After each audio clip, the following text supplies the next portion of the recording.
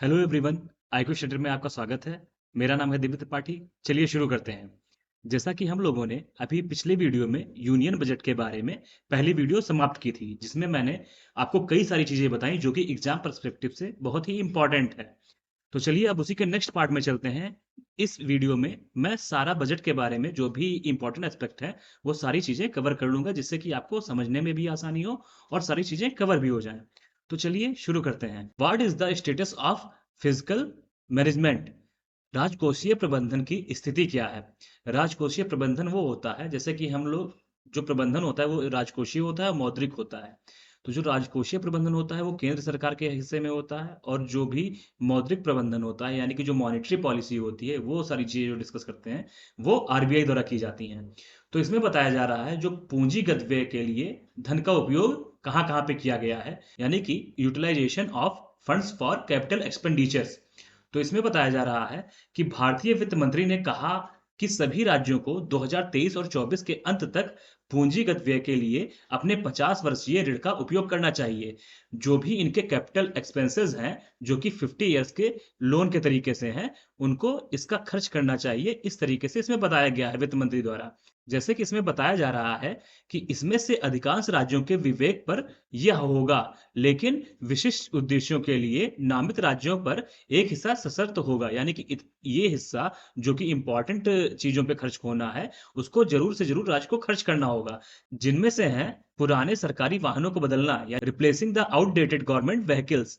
तो इनको बदलना आवश्यक है, इन पे खर्च करना है, ये आवश्यक तरीके से बताया गया है। उसके बाद इंप्रूविंग अर्बन प्लानिंग, यानी जो भी शहरी नियोजन है उसमें सुधार करना। उसके बाद बताया जा रहा है making urban local bodies eligible for obtaining municipal bonds, यानी जो भी शहरी निकाय हैं यानी शहरी स्थानीय निकाय हैं उनको नगर पालिका बॉन्ड प्राप्त करने के लिए पात्र बनाना। Building housing for policies officers, जो भी पुलिस अधिकारियों के लिए आवास है उनका निर्माण करना। कॉन्स्ट्रक्टिंग यूनिटी मॉल्स, यानी एकता मॉल का निर्माण करना। Creating libraries and digital infrastructure for children and adolescents, बच्चों और किशोरों के लिए पुस्तकालयों और डिजिटल बुनियादी ढांचे का निर्माण करना। उसके बाद बताया जा रहा है contributing to the capital expenses for central schemes, जो भी केंद्रीय योजनाएं हैं उनके लिए पूंजीगत व्यय में योगदान करना। तो ये सारी चीजें आपको बताई जा रही हैं कि राज्य को करना होगा। अब चलिए नेक्स्ट पॉइंट पे चलते हैं। वो है fiscal deficit allowed to states, राज्यों को स्वीकृति राजकोषीय घाटा। तो इसमें बताया जा रहा है कि states are allowed to have a deficit of 3.5% of their gross state domestic product. जो भी स्टेट का सकल घरेलू राज्य उत्पाद, उसमें से ये लोग 3.5% का घाटा रखने की अनुमति रखते हैं। तो इसकी अनुमति दी गई है कि वो लोग 3.5 जो राजकोषीय घाटा है उनका उसको यूज कर सकते हैं राज्य के लिए। उसके बाद बताया जा रहा है कि इस राशि का 0.5% विशेष रूप से बिजली क्षेत्र के सुधारों के लिए निर्धारित किया गया है। तो आप ये पॉइंट याद रखिएगा कि राज्यों को बताया गया है कि ये अपना डिफिसिट का यूज कर सकते हैं 3.5%, और उसमें से जो 0.5% है उसको विशेष रूप से जो पावर सेक्टर है उसके रिफॉर्म में यूज करना होगा। उसके बाद जो नेक्स्ट है रिवाइज्ड एस्टीमेट 2022 एंड 23, यानी कि संशोधित अनुमान 2022 और 23 के लिए क्या क्या है।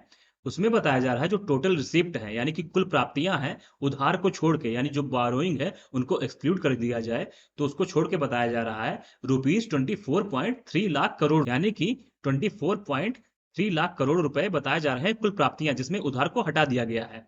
उसके बाद बताया जा रहा है कि जो नेट टैक्स रिसिप्ट है यानी शुद्ध कर प्राप्ति है वो 20.9 लाख करोड़ रुपए, ये अनुमान लगाया जा रहा है। उसके बाद जो टोटल एक्सपेंडिचर है, जो कुल खर्च है, उसको बताया जा रहा है 41.9 लाख करोड़ रुपए। उसके बाद जो आपका कैपिटल एक्सपेंडिचर है यानी कि पूंजीगत व्यय है, उसको बताया जा रहा है 7.3 लाख करोड़, यानी कि 7.3 लाख करोड़ रुपए। उसके बाद फिजिकल डिफिसिट यानी जो राजकोषीय घाटा है उसके बारे में बताया जा रहा है जीडीपी का 6.4%। तो इन सब चीजों को आप याद रखिएगा। जो जीडीपी है वो ग्रॉस डोमेस्टिक प्रोडक्ट होता है, यानी सकल घरेलू उत्पाद होता है। तो राजकोषीय घाटा जो है उसका जो अनुमान लगाया गया है वो 6.4 लगाया गया है जीडीपी का।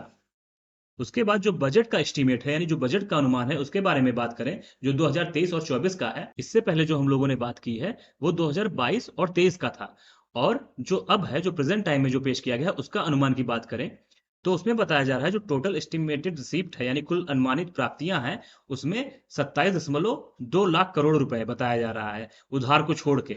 जैसा कि जो आपका पिछला साल था उसमें बताया गया था 24.3 लाख करोड़ रुपए, और अब जो प्रेजेंट टाइम का जो बजट है उसमें बताया जा रहा है इसके लिए 27.2 लाख करोड़ रुपए। उसके बाद बात करें जो अनुमानित खर्च है यानी एस्टिमेटेड एक्सपेंडिचर बताए जा रहे हैं, वो 45 लाख करोड़ रुपए बताए जा रहे हैं। उसके बाद अगर नेट टैक्स रिसिप्ट की बात करें तो वो है 23.3 लाख करोड़ रुपए, यानी कि शुद्ध कर प्राप्तियां जो हैं वो हैं 23.3 लाख करोड़ रुपए।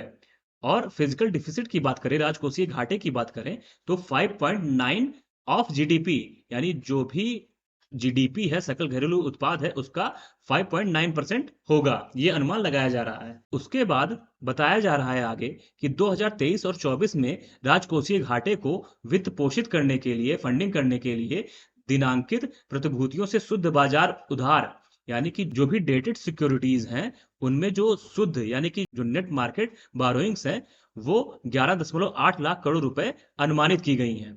तो इनको आप याद रखिएगा।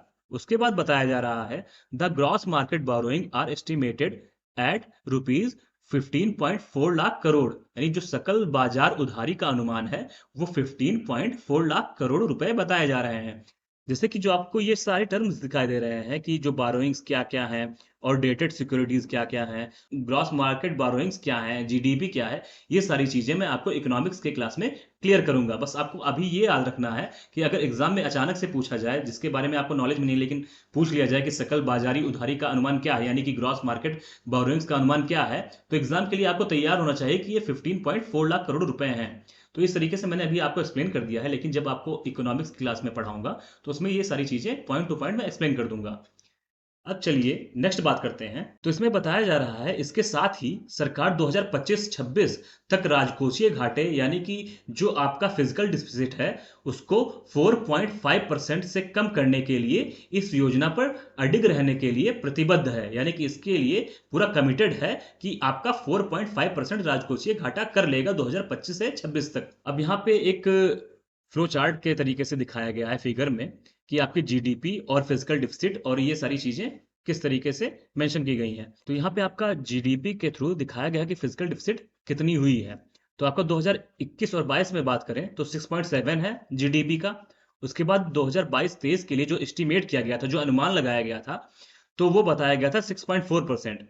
और 2022-23 में इसको रिवाइज्ड किया गया, फिर से किया गया इसका 6.4%। उसके बाद जो 2023 और 24 के लिए एस्टिमेट किया गया है यानी कि जो बताया गया है कि फिजिकल डिफिसिट इतनी हो सकती है, वो बताया गया है 5.9%।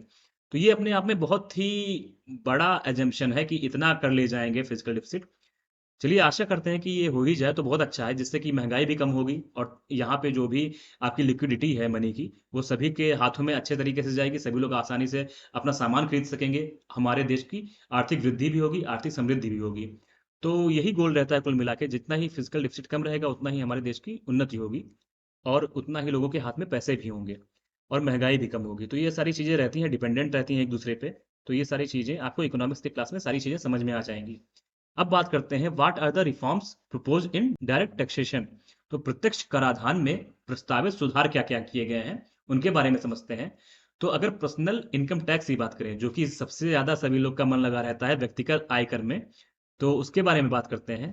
तो इसमें बताया जा रहा है कि जो भी आपके पर्सनल इनकम टैक्सेस होते हैं उनसे संबंधित 5 प्रमुख घोषणाएं की गई हैं। इसमें बताया गया है कि नई कर व्यवस्था में छूट की सीमा बढ़ाकर 7 लाख रुपए कर दी गई है। तो इनको आप याद रखिएगा, जो कर की सीमा है उसको इंक्रीज कर दिया गया है, 7 लाख रुपीज कर दिया गया है, ठीक है। इसमें जो रिबेट लिमिट है वो न्यू टैक्स रिजीम में 7 लाख रुपए कर दिया गया है। अब इसका मतलब है कि नई कर व्यवस्था में 7 लाख रुपए तक की आय वाले व्यक्ति को कोई कर नहीं देना होगा। अब इसी के साथ अगर नेक्स्ट बात करें तो the tax structure in the new personal tax regime has been changed by reducing the number of slabs to 5 and increasing the tax exemption limit to rupees 3 lakh. तो आपको ये बता दें कि नई व्यक्तिगत कर व्यवस्था में जो कर ढांचे में स्लैब की संख्या है उसको घटाकर 5 कर दिया गया है और कर की छूट की जो सीमा है उसको बढ़ाकर 3 लाख रुपए कर दिया गया है। तो ये आप याद रखिएगा, इसको सभी लोग स्पेशल मान रहे हैं। लेकिन अगर इसको डिटेल में समझा जाए तो कुल मिला के घुमा फिरा के वही सारी स्थिति बनी हुई है। तो चलिए नेक्स्ट बात करते हैं, अदर टैक्स रिफॉर्म्स, अन्य कर सुधार। तो इसमें बताया जा रहा है मानक कटौती यानी स्टैंडर्ड डिडक्शन। तो इसमें बताया जा रहा है कि नई कर व्यवस्था में वेतन भोगी व्यक्तियों के लिए, जो वेतन पा रहे हैं, सैलरीड जो इंडिविजुअल्स हैं, उनके लिए मानक कटौती को बढ़ाकर, जो भी इनका स्टैंडर्ड डिडक्शन होता था यानी मानक कटौती होती थी, उसको बढ़ाकर 50,000 रुपए, और पारिवारिक पेंशन के लिए जो कटौती है उसको 15,000 रुपए तक करने का प्रस्ताव किया गया है। तो आप इनको भी याद रखिएगा। उसके बाद एमएसएमईज की बात करते हैं, यानी micro small and medium enterprises की बात करते हैं। जो भी माइक्रो इंटरप्राइजेज हैं और कुछ पेशेवर यानी कि जो प्रोफेशनल्स हैं, उनके लिए प्रकल्पित कराधान की सीमा बढ़ा दी गई है, जब तक कि नकद में प्राप्त राशि कुल सकल प्राप्तियों या कारोबार के 5% से अधिक ना हो। तो ये किया गया है जो भी माइक्रो एंटरप्राइजेस हैं और सर्टेन प्रोफेशनल्स हैं, यानी जो कुछ पेशेवर हैं और सूक्ष्म उद्यमियां हैं, उनके लिए ये किया गया है। उसके बाद एमएसएमई को किए गए भुगतान के लिए कटौती की अनुमति केवल तभी दी जाएगी जब भुगतान वास्तव में भुगतान की समय सीमा पर प्राप्ति का समर्थन करने के लिए किया जाता है। तो इसको अगर आसान भाषा में समझें, जब भी इनको रिसिप्ट मिल जाएगा पेमेंट का, उसी टाइम पे इनका जो भी टैक्स है उसको डिडक्ट किया जाएगा, वरना इनको परेशान नहीं किया जाएगा, जिससे कि इन पे ज्यादा भार ना पैदा हो और ये अच्छे तरीके से बिजनेस कर सकें। तो ये बताया जा रहा है, ठीक है। उसके बाद कॉर्पोरेटिव्स की बात करें यानी सहकारिता की बात करें, तो इसमें बताया जा रहा है जो भी 31 मार्च 2024 से पहले निर्माण शुरू करने वाले जो भी मैन्युफैक्चरिंग कॉर्पोरेटिव्स हैं, उनके लिए जो कर की सीमा 15% से कम होगी, ये बताया जा रहा है। उसके बाद प्राथमिक कृषि सहकारी समितियों और प्राथमिक सहकारी कृषि एवं ग्रामीण विकास बैंकों द्वारा नकद जमा और ऋण की सीमा को बढ़ाकर 2 लाख रुपए प्रति सदस्य कर दिया गया है। जो आपके प्राइमरी एग्रीकल्चर कोऑपरेटिव सोसाइटीज हैं, जो प्राइमरी कोऑपरेटिव एग्रीकल्चर हैं और रूरल डेवलपमेंट बैंक्स हैं, उनके लिए जो सीमा है उसको बढ़ाकर 2 लाख रुपए पर मेंबर कर दिया गया है। ये आपकी ऋण की सीमा है। उसके बाद बताया जा रहा है कि सहकारी समितियों के लिए नगद निकासी पर स्रोत पर कर कटौती यानी जो टीडीएस होता है उसको बढ़ाकर 3 करोड़ रुपए कर दिया गया है। तो आप इनको भी याद रखिएगा कि इसको बढ़ा दिया गया है और वो हो गया है 3 करोड़ रुपए। उसके बाद अगर स्टार्टअप्स की बात करें, तो स्टार्टअप्स को आयकर लाभ प्राप्त करने की तिथि बढ़ाकर 31 मार्च 2024 कर दी गई है। स्टार्टअप्स के लिए हानियों को अग्रेषित करने की अवधि को निगमन के लिए जो 7 वर्ष से बढ़ाकर 10 वर्ष कर दिया गया है। तो आप इसको भी याद रखिएगा, पहले ये 7 वर्ष था, ये 7 ईयर्स थे, और उसके बाद अब कर दिया गया है 10 ईयर्स, जो भी आपके नए स्टार्टअप्स हैं उनके लिए। अब बात करते हैं जो कि बहुत ही इंपॉर्टेंट है, इस टाइम पे गेमिंग सभी लोग बहुत कर रहे हैं। जैसे कि आपके क्रिकेटर्स इतना एडवर्टीजमेंट करते हैं और बाकी लोग भी, सभी लोग गेमिंग को बहुत प्रमोट कर रहे हैं। उसके बाद बता देते हैं कि ये आपको इसकी लत भी लग सकती है, लेकिन लत लग भी जाए उससे उन्हीं का फायदा है। तो उसके लिए भी यहाँ पे टैक्स में बहुत सारी चीजें चेंज की गई हैं, तो उसको भी समझ लेते हैं एक बार। तो इसमें बताया जा रहा है कि taxability on online gaming will be clarified with TDS and taxability on net winnings at the time of withdrawal or at the end of the financial year। तो इसमें भी जो टैक्सेशन का जो नियम है उसको भी चेंज कर दिया गया है। बताया जा रहा है कि ऑनलाइन गेमिंग पर जो कर देयता है, कर देयता को टीडीएस के साथ और निकासी के समय यानी जिस टाइम पे वो विड्रॉल करेंगे उसके समय या वित्तीय वर्ष के अंत में, जब फाइनेंशियल ईयर कंप्लीट होगा उसके अंत में शुद्ध जीत पर कर देयता के साथ स्पष्ट किया जाएगा, उस टाइम पे उनका टैक्स डिडक्ट हो जाएगा। और उसके बाद अगर सोने की बात करें, जो कि बहुत ही हमारे देश में सोना को बहुत डंप किया जाता है, हमारे घरों में बहुत सारे सोने के खान मिलेंगे आप लोगों को। जैसे कि सभी लोग सोना को इतना डंप कर चुके हैं कि हम लोगों को इंपोर्ट करना पड़ता है, जो कि भारत हम लोगों का जो सोने की चिड़िया कहा जाता था, अब हम लोगों को इंपोर्ट करना पड़ता है दूसरे देशों से। तो इसमें बताया जा रहा है कि सोने की प्राप्ति में परिवर्तन और इसके विपरीत पूंजीगत जो लाभ है उसके रूप में नहीं माना जाएगा, यानी कि इसको कैपिटल गेन्स के रूप में नहीं समझा जाएगा। जो भी आपका जो इलेक्ट्रॉनिक सोने होते हैं, इलेक्ट्रॉनिक फॉर्म में जो सोना को खरीदा जाता है, प्राप्त किया जाता है, उसको हम लोग पूंजीगत जो कैपिटल गेन्स है उनके रूप में नहीं समझा जाएगा। तो आप इसको याद रखिएगा। अब बताया जा रहा है आयकर से छूट, income of authorities, boards and commission set up by union और state laws for housing, town and village development and regulation will be exempt from income tax. आवास, नगर और ग्राम विकास और विनियमन के लिए संघ या राज्य कानूनों द्वारा स्थापित प्राधिकरणों, बोर्डों और आयोगों की आय को आयकर से छूट दी जाएगी। तो आप इनको याद रखिएगा कि किनको किनको छूट दी जा रही है। तो ये सारे आपके पॉइंट्स हैं, इनको ध्यान रखिएगा। आपसे एग्जाम्स में ऑप्शन देके, जैसे कि जो आपके कई सारे कथन दिए रहते हैं, यानी कई सारे स्टेटमेंट दिए रहते हैं, तो उसमें पूछा जाता है कि आयकर में, यानी जो इनकम टैक्स है उसमें जो एक्सेप्शन जो है उसमें कौन कौन से आते हैं। तो ये सारी चीजें एक्सेप्शन में आती हैं, जो कि आपके आवास हैं, नगर हैं, ग्राम विकास हैं और विनियमन के लिए जो संघ और राज्य के कानूनों द्वारा स्थापित प्राधिकरण बोर्ड हैं, उन सब चीजों को इसमें लाया जाता है। तो आप इसको ध्यान रखिएगा। अब बात करते हैं अग्निवीर फंड की। तो अग्निवीर फंड को एग्जेम्प्ट एग्जेम्प्ट एग्जेम्प्ट यानी ट्रिपल ई का दर्जा दिया गया है। अग्निपथ योजना 2022 में नामांकित अग्निवीरों द्वारा प्राप्त भुगतान करों से मुक्त होंगे। तो इसमें जो अग्निवीरों द्वारा जो प्राप्त भुगतान है, वो जो टैक्स है उनसे टैक्स फ्री होंगे, एग्जेम्प्ट फ्रॉम टैक्सेस रहेंगे। ठीक है। उसके बाद बताया जा रहा है deduction in total income will be allowed for contribution to the Agniveer Seva Nidhi account by the Agniveer और द सेंट्रल गवर्नमेंट। जो भी अग्निवीर सेवा निधि खाते में योगदान के लिए अग्निवीर या केंद्र सरकार द्वारा कुल आय में जो कटौती है उसकी अनुमति दी जाएगी। ठीक है। अब बात करते हैं कॉमन आईटी रिटर्न फॉर्म, सामान्य आईटी रिटर्न फॉर्म के बारे में। करदाता सेवाओं में सुधार करने के लिए सरकार ने शिकायत निवारण तंत्र को मजबूत करने की योजना के साथ साथ करदाताओं की सुविधा के लिए अगली पीढ़ी के कॉमन आईटी रिटर्न फॉर्म के लिए एक प्रस्ताव पेश किया है। तो ये सारी चीजें जो सुविधाएं दी जा रही हैं, तो ये हम लोगों के लिए ही अच्छा है। ये सारी चीजें इसमें बताई जा रही हैं। Current and proposed tax slabs, जो भी वर्तमान में और प्रस्तावित टैक्स स्लैब्स हैं उनको एक साथ में देखते हैं। आइए। तो टैक्स रेट नील, तो टैक्स रेट जहां पे नील है, वो जो अभी करंट स्लैब चल रहा है उसके बारे में बात करें तो वो है 2.5 लाख। अगर 2.5 लाख रुपए तक है तो उसमें नील समझा जा रहा था। अब इस टाइम पे जो प्रपोज किया गया है वो है 3 लाख रुपए, यानी कि जो 3 लाख रुपए तक अगर आपकी आय है तो उसमें कोई भी टैक्स नहीं लगेगा, ऐसा बताया जा रहा है। कोई कितना भी परसेंट कोई भी रेट नहीं लगेगा। पहले ये सीमा जो थी वो 2.5 लाख रुपए थी। उसके बाद जो 5% जो स्लैब है उसमें 2.5 लाख रुपए से लेके 5 लाख रुपए तक जिसकी आय रहती थी उसको टैक्स देना रहता था 5% तक का। अब 3 लाख से 6 लाख उसका सीमा कर दिया गया है। उसके बाद बात करें जो 10% में आते थे करंट स्लैब में, वो है 5 लाख टू 7.5 लाख। लेकिन जो प्रपोज किया गया है नया स्लैब, उसमें 6 लाख से 9 लाख यानी 6 लाख से 9 लाख को सीमित किया गया है, यानी कि इस सीमा तक आपका 10% लगेगा। उसके बाद बताया जा रहा है कि जो 15% है, यानी जो 15% जितना लगता था, जितने रुपए पे जितनी आपकी आय है, वो था 7.5 लाख रुपए से लेके 10 लाख रुपए तक का। लेकिन जो अब प्रपोज किया गया है उसमें बताया जा रहा है कि इसकी जो सीमा है वो 9 लाख रुपए से 12 लाख रुपए तक कर दी गई है।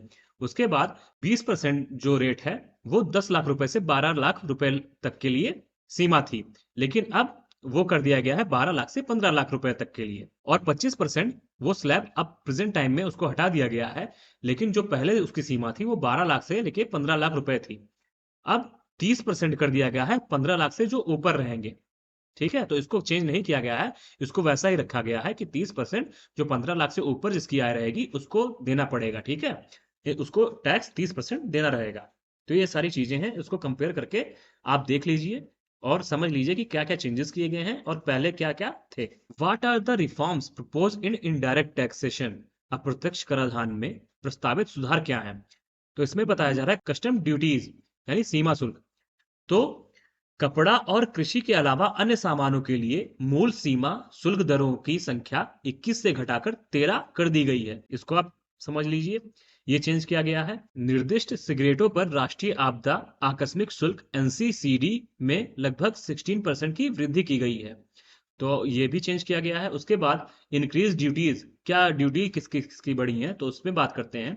जो सोने और प्लेटिनम से बनी वस्तुओं की ड्यूटी बढ़ा दी गई है, तो ये हुआ है, इसका दाम बढ़ जाएगा। और उसके बाद चांदी के डोर, बार और वस्तुओं पर आयात शुल्क, तो import duties on silver dore bars and articles, तो इनका बढ़ा दिया गया है ड्यूटीज। ठीक है।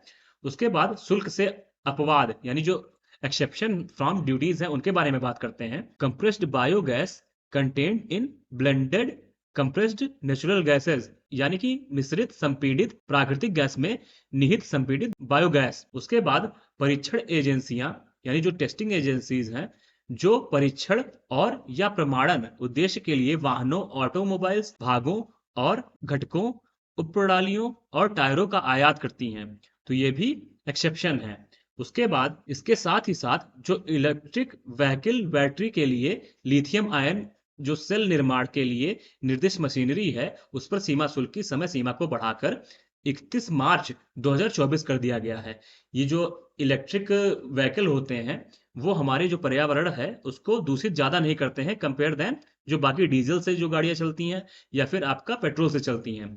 तो वही बताया जा रहा है कि इनको बढ़ावा देने के लिए इनकी समय सीमा को जो है उसको बढ़ाकर 31 मार्च 2024 कर दिया गया है।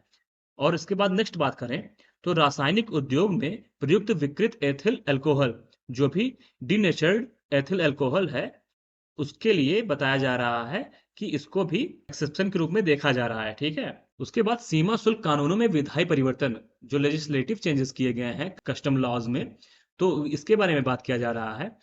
तो जो कस्टम एक्ट 1962 का है, उसको एक आवेदन दायर करने के बाद अंतिम निर्णय लेने के लिए निपटान आयोग, जो भी आपका सेटलमेंट कमीशन होता है, उसके लिए 9 महीने की समय सीमा निर्धारित करने के लिए संशोधित किया जा रहा है। उसमें अमेंडमेंट किया जा रहा है। Anti dumping duty, countervailing duty और सुरक्षा उपायों के उद्देश्य और दायरे को स्पष्ट करने के लिए सीमा शुल्क टैरिफ अधिनियम को संशोधित किया जा रहा है।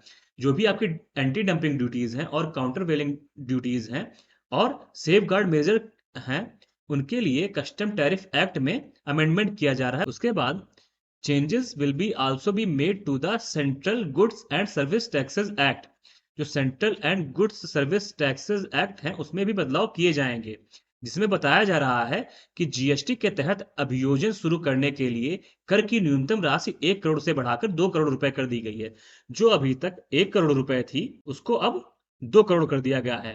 जो मिनिमम अमाउंट था टैक्स के लिए जो स्टार्ट होता था, उसको अब जीएसटी में बढ़ा के 1 करोड़ से 2 करोड़ कर दिया गया है, ऐसा बताया जा रहा है। सर्टेन ऑफेंसेस विल बी डिक्रिमिनलाइज्ड, यानी कुछ अपराधों को डिक्रिमिनलाइज्ड किया जाएगा। जो भी अपराध होते थे, यानी कि जैसे कि कुछ ऐसे आधार बनाए जाते थे कि जिसके अंतर्गत इनको इतने टैक्स देने होते थे और बाकी सारी चीजें करनी होती थी। कोई कोई कंपनियों को जैसे अपना स्टेब्लिश करने के लिए कई सारे रूल्स को फॉलो करना पड़ता था, उसके अंतर्गत कुछ अपराधों के अंतर्गत आ गए थे और वो लोग अपना आगे नहीं बढ़ रहे थे। तो उसमें से बताया जा रहा है कि कुछ अपराधों को डिक्रिमिनलाइज किया जाएगा। उसके बाद जो नेक्स्ट है, विवरणी या विवरण दाखिल करने के लिए जो नियत तिथि थी, उससे अधिकतम 3 वर्ष तक सीमित होगी। तो इसमें बताया जा रहा है कि फाइलिंग ऑफ द रिटर्न्स और statements will be limited to a maximum of 3 years from the due date. तो ये हो गया। उसके बाद जो आपका अपंजीकृत यानी अनरजिस्टर्ड आपूर्तिकर्ताओं यानी कि सप्लायर्स, रचना करदाताओं यानी जो कंपोजिशन टैक्स पेयर्स हैं, उनको ई कॉमर्स ऑपरेटरों के माध्यम से माल की अंतर राज्य आपूर्ति करने की अनुमति दी जाएगी। अब देख लेते हैं इनडायरेक्ट प्रपोजल्स। तो इसमें आपको एक फिगर के माध्यम से सारी चीजें आसान तरीके से समझाने के लिए बताया गया है। तो इसमें है ग्रीन मोबिलिटी, जिसमें बताया जा रहा है to exempt excise duty on GST paid compressed biogas. तो ये हो गया आपका। उसके बाद इलेक्ट्रॉनिक्स के लिए बताया जा रहा है to provide relief in custom duty on import of certain parts of mobile phones, to reduce basic custom duty on parts of open cells of TV panel to 2.5%। तो इसमें बताया जा रहा है कि जो आपके कुछ पार्ट्स हैं मोबाइल के, उनमें आपकी जो कस्टम ड्यूटी है उसको कम किया जाएगा और उसके बाद जो टीवी पैनल्स हैं उसमें 2.5% तक का जो कस्टम ड्यूटी है उसको लगाया जाएगा पार्ट्स के लिए। तो ये सारी चीजें की गई हैं। उसके बाद जो इलेक्ट्रिकल्स है उनकी बात करें तो इंक्रीज बेसिक कस्टम ड्यूटी, इसको बढ़ाया, कस्टम ड्यूटी को बढ़ाया गया है ऑन इलेक्ट्रिक किचन चिमनी। तो जो आपकी किचन चिमनी है उसका आपका कस्टम ड्यूटी बढ़ा दिया गया है, जो कि 7.5% से 15% हो गया है। तो आपकी जो किचन चिमनी है उसका रेट बढ़ जाएगा, ये बताया जा रहा है। ठीक है। उसके बाद to reduce basic custom duty on chimney heat coils from 20% to 15%। जो आपकी चिमनी की जो हीट कॉयल है उसका जो कस्टम ड्यूटी है उसको घटाकर 20% से 15% कर दिया गया है। केमिकल्स एंड पेट्रोकेमिकल्स, तो इनकी बात करें तो इसमें बताया जा रहा है to exempt basic custom duty on chemical and petrochemicals. तो इसमें एग्जेम्प्ट किया गया है जो भी आपकी केमिकल यानी रासायनिक और पेट्रो रासायनिक जो चीजें हैं उनके लिए। और उसके बाद to reduce basic custom duty on acid grade fluorospar and crude glycerine to 2.5%। तो इसको इतना परसेंट कम किया गया है, 2.5% तक कस्टम ड्यूटी इनकी कम की गई है। तो आप इसको मोटा मोटा याद रख सकते हैं। उसके बाद बताया जा रहा है मरीन प्रोडक्ट्स का। इसके बारे में टू रिड्यूस ड्यूटी ऑन की inputs for domestic manufacture of shrimp feed. जो भी आपकी झींगा फीड्स हैं उनकी जो ड्यूटी है उसको कम कर दिया गया है और इससे कई सारे फायदे होंगे। उसके बाद बताया जा रहा है लैब ग्रोन डायमंड्स। जो भी आपके लैब में डायमंड्स ग्रो किए जाएंगे जो कृत्रिम तरीके से बनाया जाता है उसके बारे में बात की जा रही है। To reduce basic custom duty on seeds used in their manufacturing. जो भी इसके लिए जो आधार यूज किया जा रहा है, आधारभूत चीजें की जा रही हैं, उसमें जो मैन्युफैक्चरिंग है उसके लिए आपका कस्टम ड्यूटी जो है उसको रिड्यूस किया जाएगा। उसके बाद precious metals to increase custom duties on articles made from gold and platinum. तो इन चीजों की जो आपके गोल्ड है और प्लेटिनम है उनकी कस्टम ड्यूटीज को बढ़ाया जाएगा। To increase import duty on silver dore bars and articles. इसके बारे में भी मैंने बताया, इसके लिए भी इसकी इंपोर्ट ड्यूटी को बढ़ाया जाएगा। और उसके बाद कंपाउंडेड रबर, इसके बारे में बात करें तो increase basic custom duty rate on compounded rubber from 10% to 25%। जैसे कि आप मान लीजिए किसी चीज की ड्यूटी बढ़ाई जा रही है, किसी चीज की घटाई जा रही है, तो इसका सीधा सा मतलब है इसमें आपके जैसे कि जो राजस्व घाटा है उसको कम करने की भी बात की जा रही है। और इसमें जैसे कि खुद के जो चीजें हैं उनको बढ़ावा दिया जा सके उसके लिए भी ये सारी चीजें की जाती हैं। तो इसमें दोनों भी तरीके से लाभ ही होता है। और कुछ बेसिक तरीके से जैसे कि जो लोग इसके इंपोर्टर्स हैं उनको घाटा भी होता है और जिसके लिए इसमें ड्यूटी कम की गई उसको मुनाफा भी होता है। तो ये सारी चीज़ें बैलेंस तरीके से चलती रहती हैं। जब सरकार को लगता है कि अपने यहाँ के जो मेक इन इंडिया है उसको बढ़ावा देना है या फिर अपना राजकोषीय घाटा कम करना है तो इम्पोर्ट ड्यूटी बढ़ा देते हैं जिससे कि कोई भी चीज़ें आए ना, और उसमें ये सारी चीज़ें ध्यान दी जाती हैं। उसके बाद बात करें सिगरेट्स की, तो सिगरेट में जो आपका ड्यूटी है उसको बढ़ा दिया गया है और वो 16% कर दिया गया है। तो सिगरेट पीने वालों आप लोग समझ जाइए कि अब आपके जेब पे सिगरेट का भार और बढ़ने वाला है। अब बात करते हैं कि रुपए कहाँ से आते हैं और कहाँ को जाते हैं। तो ये सरकार के पास कहाँ कहाँ से इनके स्रोत हैं आने के, कौन कौन से इनके पास मेजर्स हैं जिससे आपके रुपए आते हैं सरकार के पास और कहाँ कहाँ पे जाते हैं, कहाँ कहाँ पे खर्च होते हैं, उसके बारे में बताया जा रहा है। तो आपके पहले कहाँ से आते हैं इसके बारे में बात करें तो सबसे ज्यादा अगर बात करें तो इसमें आपको कौन सा दिख रहा है, आपको 34% वाला दिख रहा होगा। तो ये जो बोरोइंग्स हैं और अदर लाइबिलिटीज हैं उनसे आपका 34% इनकम आता है, यानी रुपए वहां से आते हैं। उसके बाद आपका जो सेकंड नंबर है वो है आपका 17%। तो इसमें गुड एंड सर्विस टैक्सेस जो आपका जीएसटी है उससे आपके सबसे ज्यादा रुपए आते हैं सेकंड नंबर पे। उसके बाद आपका कौन सा है 15% जो आपका इनकम टैक्स है और कॉर्पोरेशन टैक्स है वो दोनों 15% है। तो आप इनको याद रखिएगा। उसके बाद आपका आता है जो यूनियन एक्साइज ड्यूटी है, उसके बाद इसका यहां से रुपए आते हैं।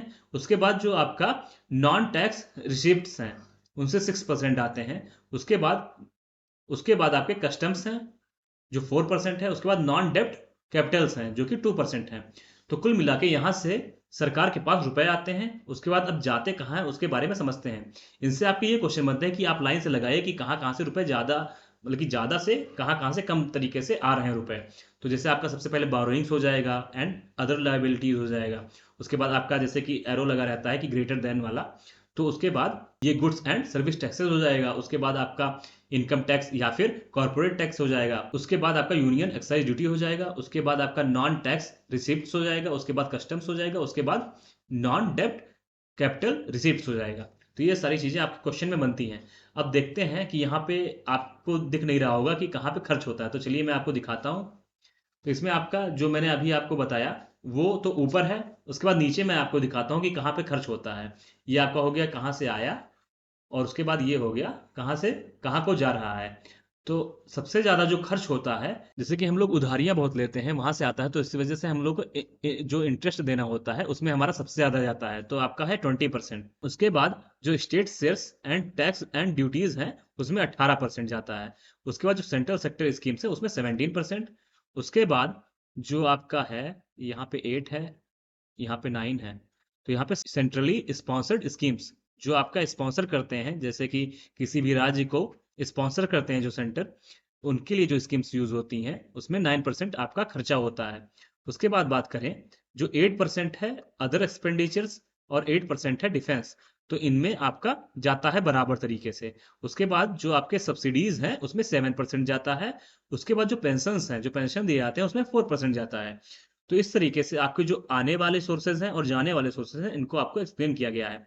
तो आप इनको याद रखिएगा। अगर आपको मन करे तो आप इसका स्क्रीनशॉट भी ले सकते हैं, जिससे कि आपको समझने में और आसानी हो सके। ठीक है। तो कुल मिला के जो भी टैक्स तो कुल मिला के जो भी बजट से रिलेटेड, जो आपका 2023 और 24 का जो बजट है, जो करंट आपका बजट आया है, उससे रिलेटेड जो भी आपके इंपॉर्टेंट पॉइंट्स थे, जो भी आपके समझने की चीज़ें थी, जो भी चीज़ें आपको ज़रूरी था कि ये चीज़ें समझ में ही आ जाए, वो मैंने एक्सप्लेन कर दिया है पूरे होलिस्टिक तरीके से। तो मैं आशा करता हूँ आपको समझ में आया होगा। हो सकता है कि कुछ आपको पॉइंट जो कि इकोनॉमिक तरीके से, जो इकोनॉमिक्स के जो टर्म्स हैं, उनको समझने में थोड़ी सी प्रॉब्लम हुई हो, लेकिन आपको जो भी मोटे मोटे चीज़ें समझनी है, जो आपको डेली लाइफ में चीज़ें समझनी चाहिए, उस चीज़ों को मैंने आपको अच्छे तरीके से समझा दिया है। और मैंने कोशिश की है कि वो सारी चीज़ें भी जो आपकी इकोनॉमिक टर्म्स हैं, उनको भी समझने में आसानी हो सके। तो मैं आशा करता हूँ कि आपको मज़ा आया होगा, पूरे इंटरेस्ट के साथ आपने सीखा होगा, कुछ समझा होगा। अगर आपको मेरी कोशिशें अच्छी लगी हों, तो आप लाइक करें, कमेंट करें, शेयर करें और सब्सक्राइब करना बिल्कुल भी ना भूलें। और सब्सक्राइब करने के बाद बेल आइकॉन ज़रूर दबा दें, जिससे कि जो भी मैं अपनी नई वीडियो बनाऊँ, उस पे आपका नोटिफ़िकेशन आपके मोबाइल पे तुरंत मिल सके। तो चलिए नेक्स्ट वीडियो में मिलते हैं, तब तक के लिए thank you so much, love you all.